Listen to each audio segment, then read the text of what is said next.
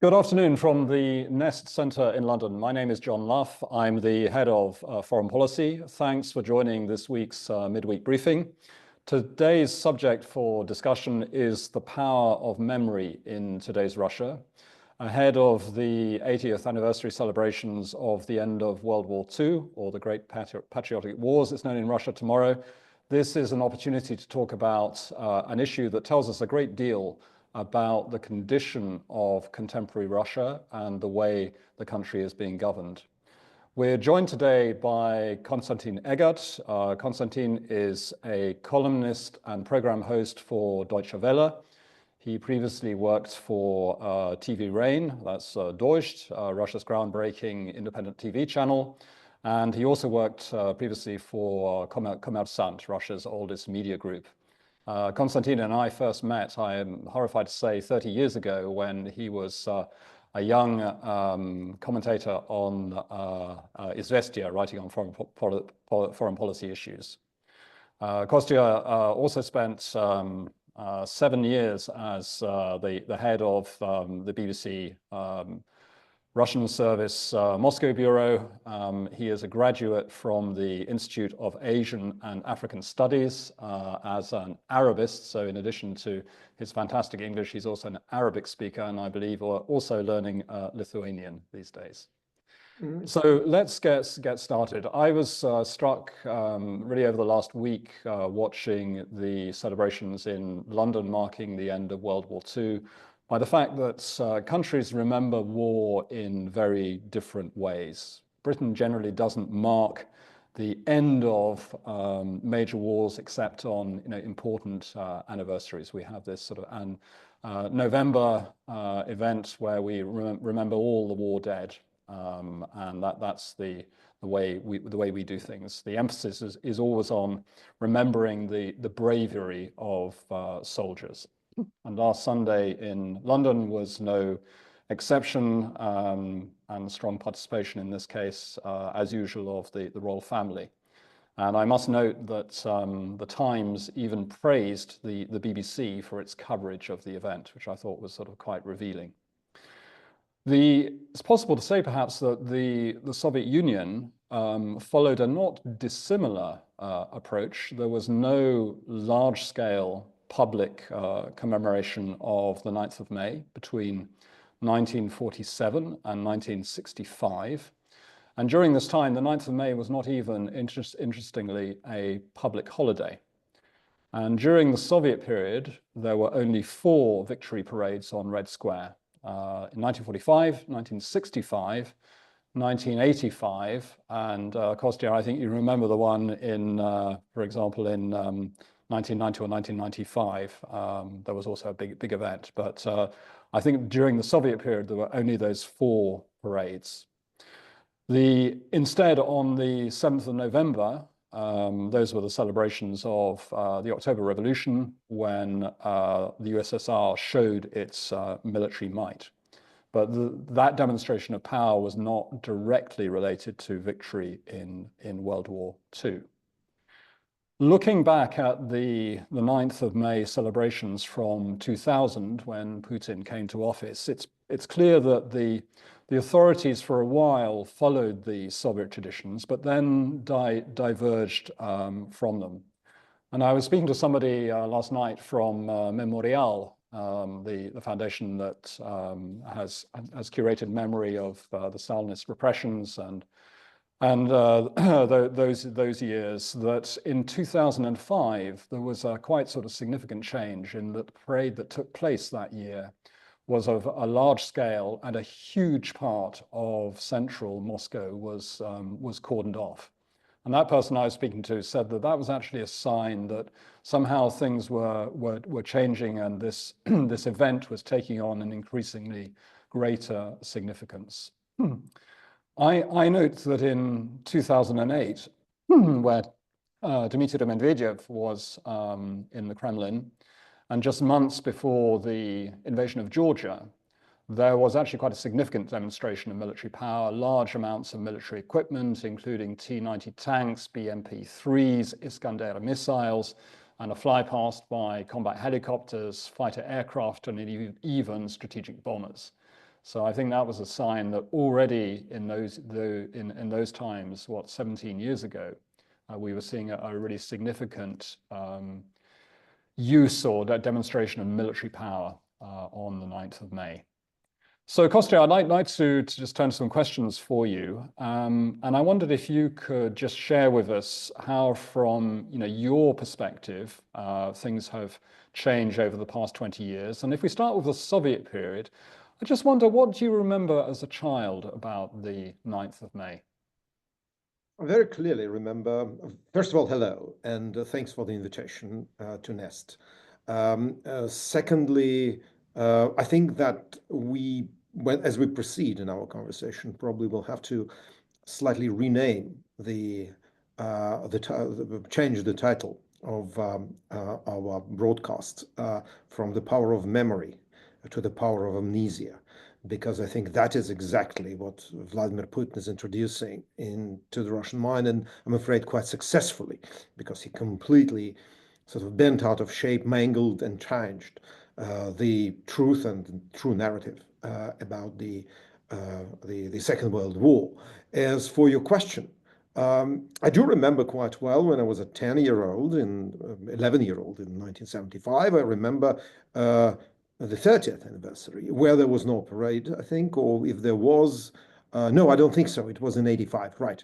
But what I remember lots of real veterans that were always traditionally gathered in central Moscow. The main sort of point of their get-together was a big sort of square in front of the Bolshoi Theater. And people came there on their own volition to say thank you to them, to give them flowers. And they would get together there, these, well, fairly old people. To me, they seemed amazingly old. Some of them were probably as old as I am now. I'm 61. And they were singing songs and, hugging each other and reminiscing about the friends that fell. And I think that this was very clearly a moment when you saw a live link to history.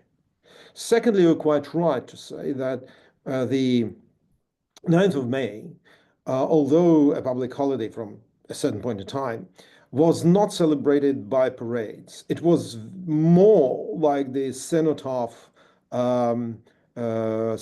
ceremonies with the royal family in Whitehall. The guns fell silent. So on every single station, TV station, radio station of the Soviet Union, I think at 6 or 7 on the 9th of May, they would broadcast a minute of silence, which would basically stress the sacrifice of the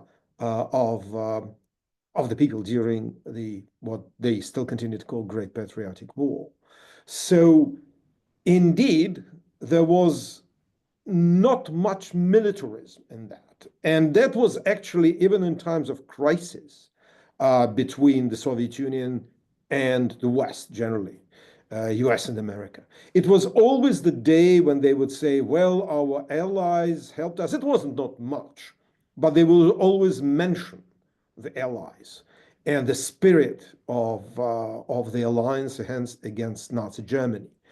And that is why, for me, to watch preparations for tomorrow's event with the participation of Nicolas Maduro and presidents of Venezuela, well, okay, Venezuela existed at least at the time, Guinea-Bissau and Burkina Faso, which have nothing to do with this war, with all due respect to these nations and disrespect to their dictatorial leaders. I really think this must be some kind of heroin-induced dream from which I cannot wake up. But it is true. And every day we see an addition to the narrative, which essentially is no longer about Second World War. It is about today. It is about standing up to the West. It is about how Russia is fighting modern Nazism in Ukraine. And it is, to use another British term, it is completely jingoistic and kind of spinning out of control in many ways. So I do think that if I look back to the veterans I saw in 1975, and we do know that the Soviet Union was not, all, roses and tulips during the Second World War. It reoccupied Central Europe. Russian army committed war crimes in East Prussia, from where part of my family comes from, and in Germany, but still, they were victors and they were fighting for a noble cause.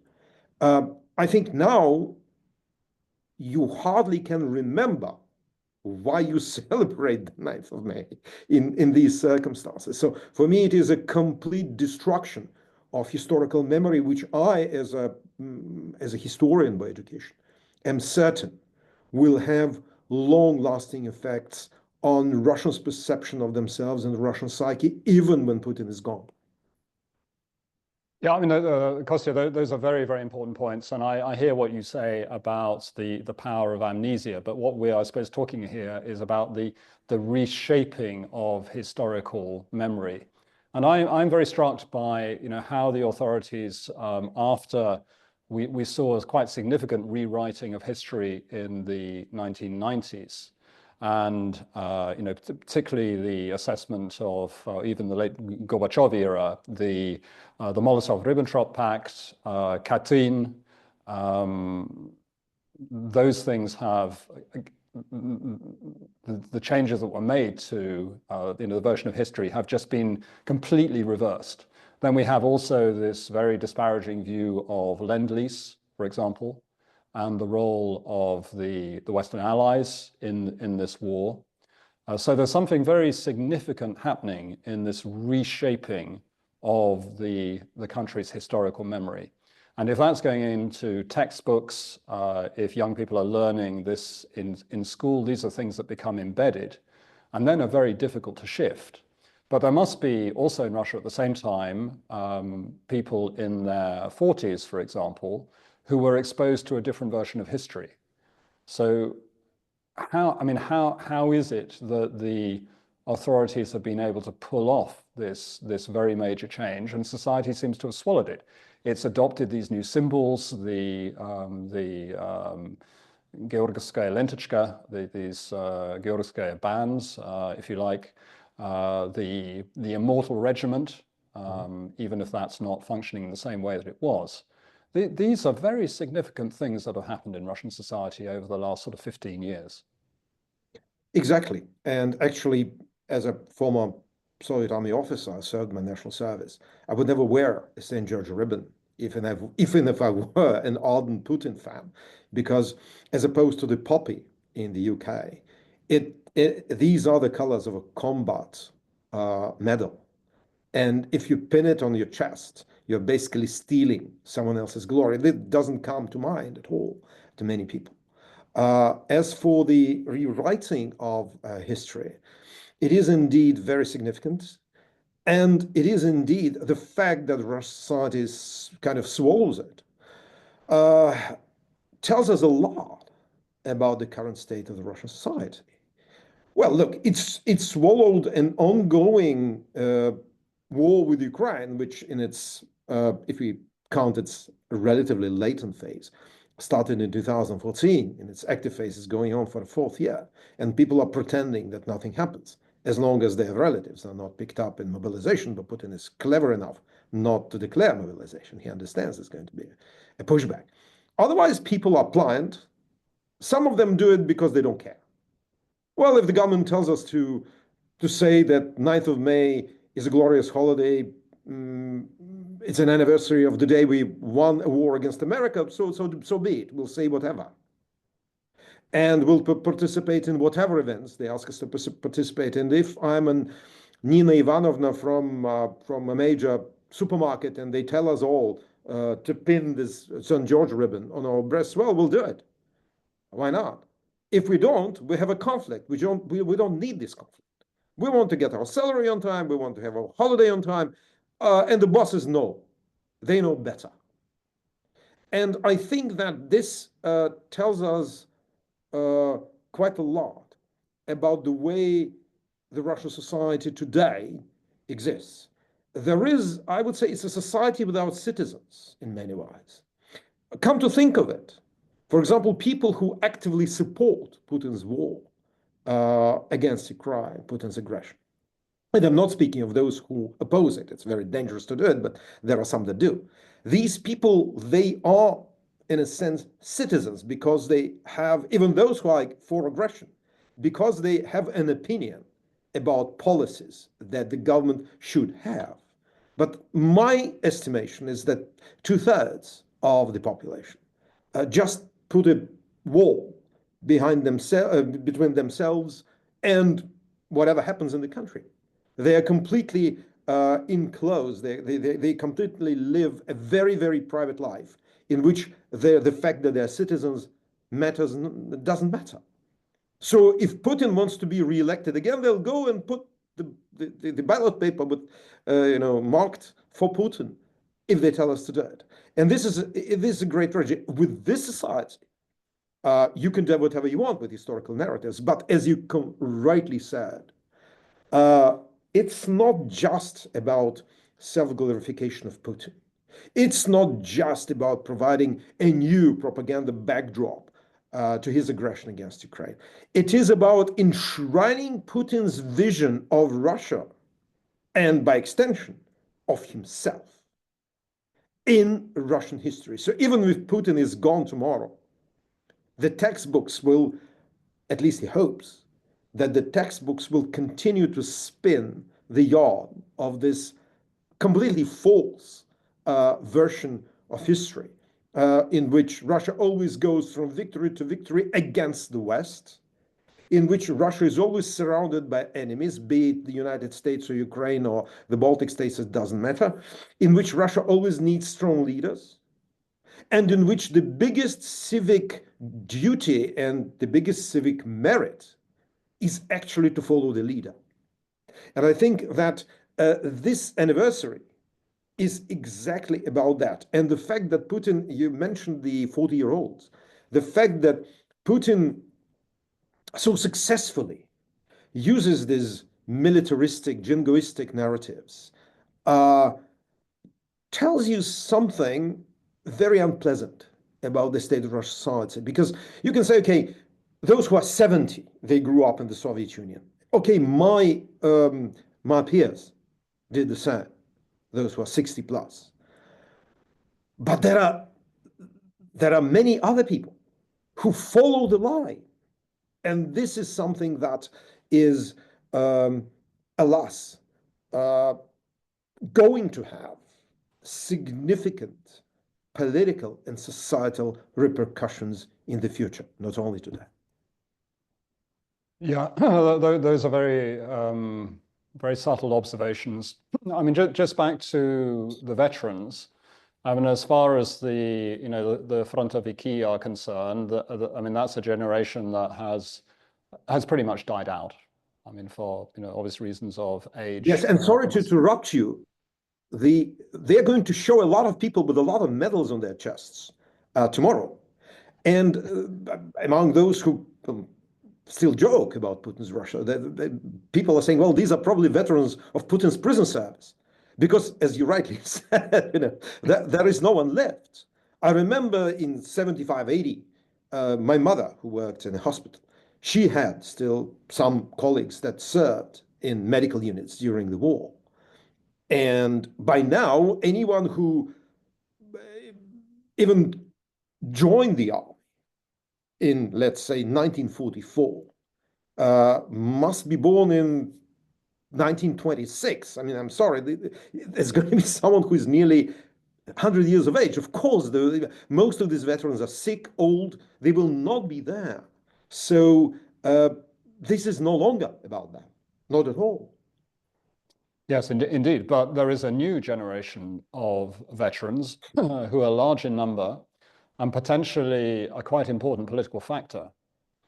And I wonder, is their presence now on the scene something that's shaping the way war is going to be remembered?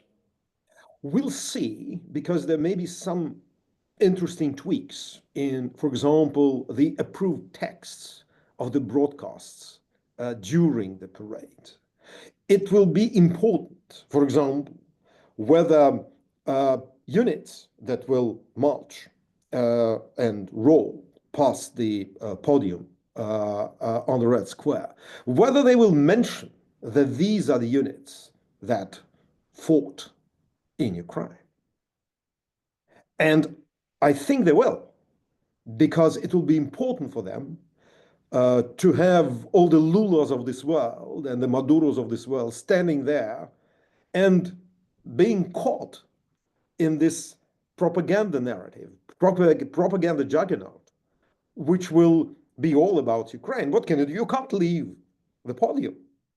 So I'm very interested whether they're going to mention that, whether they're going to show extensively veterans of Putin's aggression against Ukraine. Alas, a lot of these people, well, maybe luckily, I mean, I must say for the future of Russia, a lot of these people are dead. It's a different type of war. So I wonder, and a lot of them are pretty inarticulate, judging by the fact that they're being picked up for 50,000 euro sign-up bonus. I think that 5 million rubles, it's probably a bit more than 50,000 euros today, and calculate in pounds. But I think that they have to be prepared to say something. But I wonder whether they will be paraded in some way in front of the cameras. That will also be significant. That they will have a political impact, Putin hopes they will. Of course, he hopes they're going to be his new Red Guard, Krasnaya Gvardia. But I think that it may not happen because of the nature of this war, in which the government essentially has to hire mercenaries. A mercenary is now one of the most respected and well-paid professions in Russia. But whether you want to have mercenaries in politics, I don't know, because they may flip the narrative.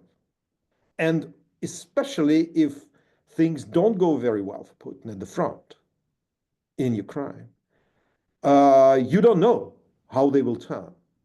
So far, we haven't seen a lot of participation by these people in, whatever passes for politics in Putin's Russia. It's all controlled. And I think that what he wants the support of this sort of,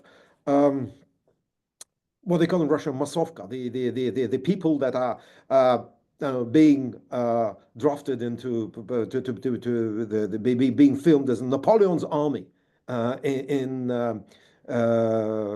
minions, essentially, in Hollywood. But I wonder whether they really want these people high up in politics.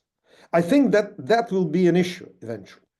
But so far, they are supposed to be this crowd that supports the leader. Think of Leni Riefenstahl's masterpieces of propaganda filming Hitler. I think that is essentially what Putin wants, but in the age of social media and 24/7 television. Understood. Can I just remind our audience that if you want to ask a question or make a comment, please use the Q&A function on your screen.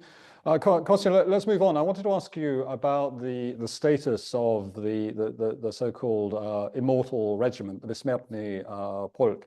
This is a grassroots initiative that began, if I remember correctly, in Tomsk in 2005.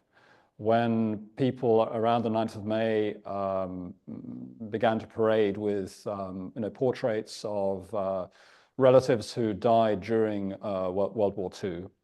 And the Kremlin was able to, if you like, take hold of this initiative and launch it on a national scale. And it became something really quite significant. And I watched the film on Russia that appeared at the weekend about Putin's 25 years in power. And it's revealing in the sense that, that there are shots there of Putin personally walking at the front of one of these parades, I believe in Moscow or St. Petersburg, with a picture of his grandfather. And it seems that in today's conditions, it's potentially a dangerous thing to allow these parades to take place because of the number of deaths that have taken place in Ukraine. So what's actually happened? Have the authorities issued a ban on holding these marches, or is there some other way they're taking place? Well, I think they do. They are much more controlled. I think in areas, my understanding is that in areas where you have massive casualties in Ukraine, what they can do, and they do, they say, well, please don't do this Besmertny Polk, immortal regiment thing, because there are security reasons. You see, Ukrainian saboteurs may blow a bomb, something. And again, people say, yeah, okay, fine, we're not going to do it. I've seen reports of that, let's say, I think in Dagestan, in some North Caucasus regions about it. I think it's a very interesting observation because, yes, people probably do not relate that much to those who died 80 years ago, but they do relate to those who died today. It's another matter that because of the nature of essentially the mercenary nature uh, of drafting people into the army, it is easier to tell the families, which are mostly, people from very, let's say, not proletarian, but okay, lower classes background, for lack of a better word. I know that that's very loaded in the UK, but still. It's not academics, it's not even teachers. It's workers from your car repair shop. It's former convicts. It's repeated offenders. It's Ivan Petrovich who takes away your garbage that went there. And if the authorities do not, first of all, these people are being paid. If they die at the front, which is, as far as I understand, a very frequent occasion, they're being paid money. And then the local police officer comes and says, well, Anna Petrovna, yes, your husband died. You probably want to walk with his portrait, but, I think you'd rather not. Because you remember we paid you this 5 million rubles. And she says, oh, yeah, okay, fine. We'll just sit down with vodka and drink a glass to his memory with his brother or with my children or whatever, but we won't walk. So one has to understand that in a pliant society, which is from which you can create anything. I mean, Putin is like a sculptor who sculpts something every day from the Russian people. It's not that difficult to pressure people. Those who will be disobedient for this or that reason, you can always threaten. And the majority will just, say along. One has to remember there's a background to that. Russia's never lived as prosperously as it does now, even in the conditions of sanctions and uh, and departure of Western brands. But the economy works 24/7 because essentially the war effort was significantly outsourced to civilian sector. So those who worked one shift in canned food factory in Ust-Ilimsk are now working 3 shifts. So it's the father, the son, and the nephew, and they all get money. I mean, it's another matter that this money will be made worthless by huge inflation, by essentially overheating, by a lot of factors, economic factors. You'd rather call someone who is an economist to tell about it. But they don't see it. What they see the figures in, well, our generation used to call paychecks. Younger people don't even know what it is. But I think that in these circumstances, people are afraid to lose this. So additionally, they will sing whatever V-Day songs they are told to sing. They will carry whatever portraits they're supposed to carry, or not carry any portraits at all, or stay at home if they are told. So I suppose that what we're dealing with a pliant society, which basically is also bombarded by 24/7 propaganda and doesn't have the tools to push it back, especially now when a significant part of the city middle class has left. These are people that, 1 hour away from me in Lithuania, in Vilnius. So it also creates condition in which society gobbles up this propaganda in a very sort of it doesn't even notice that it did. Look at the at, look at some of the global South leaders that are coming to this fake celebration. I mean, they are repeating Putin's propaganda. So why are you asking, you know, a family from Chelyabinsk to believe anything but what they're told by TV, by war bloggers, by pro-war Telegram channels, and so on and so forth? Yes, I mean, I think all one can conclude from this is that, that these methods of propaganding society, propagandizing, they are very effective in Russian conditions, and possibly not uniquely, Russian conditions. But society seems to have acquired this behavior of passivity, as I think you're describing that. And my sense is the sort of longer this goes on in this form, the more established that norm of behavior will become. Absolutely. And at some point there will be a change of leadership in Russia, and possibly a change of style. And what society is capable of in that moment, that remains to be seen. But there are big disadvantages to having at the same time a totally apathetic and passive society, because Absolutely. to run a country effectively, you need feedback from your society, and you need society to actually push for certain things. Yes, I think that Putin is getting used to this society which he doesn't need patriotic mobilization. Nicholas II, at the beginning of the Great War, had an amazing show of patriotic mobilization. People lining up to go and fight the Kaiser. Well, it ended 3.5 years later, in a total disaster, because the moment patriots, these jingoists, bump into the reality of war, which, I mean, of course, different from 1914, but it's still pretty bloody and horrible, they turn into big peaceniks and opposition. So Putin wants his society to be pliant, and he will continue picking those who are ready to go to the front for 5, 6, 7 million rubles. As long as he can do it, and I'm certain that his royal court, the court that surrounds him, tells him, Vladimir Vladimirovich, don't worry. We still have enough of those who will sign up. And if they don't want to sign up for 5 million, they'll sign up for 6. He continues to pin his hopes on that. And people are asking, why did he turn down Trump's advances? Because he is convinced that eventually, just demographically, he'll persevere and win.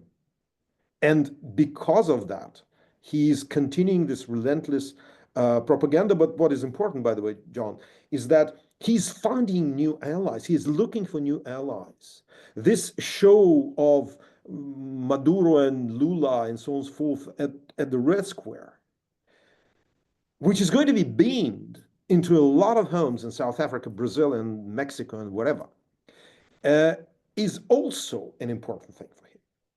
Putin stakes his future in the globe as one of the leaders, not only of the proverbial alt-right forces in Europe, or alt-left for that matter, if need be, but on being this one of the leaders of the global South. The line of Russian propaganda about V-Day is that 3/3 of the world population will be represented in the Red Square, and only these insignificant dying out minions from America and Europe are not there.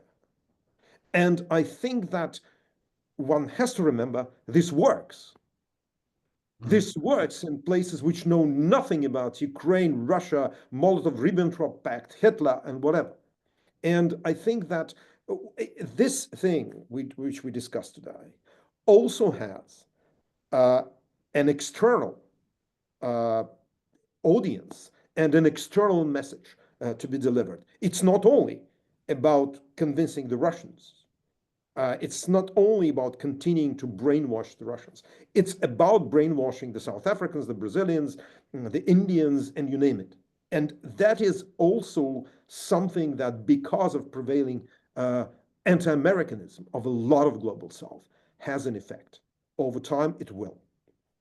Indeed. Kostya, I'm going to stop you there because we've run out of time. There's so much to talk about, and I would be, well, firstly, thank you so much for joining us today. I hope there'll be further opportunities to speak with you. I want to thank our audience for being with us as well, and to keep in mind that we'll be putting out tomorrow a short written brief on this subject. You'll also have access to a recording if you want to share it of today's session. But we hope you will join us again at the regular time of 3 p.m. London time next Thursday, same time, same place. Thank you very much indeed. Thank you.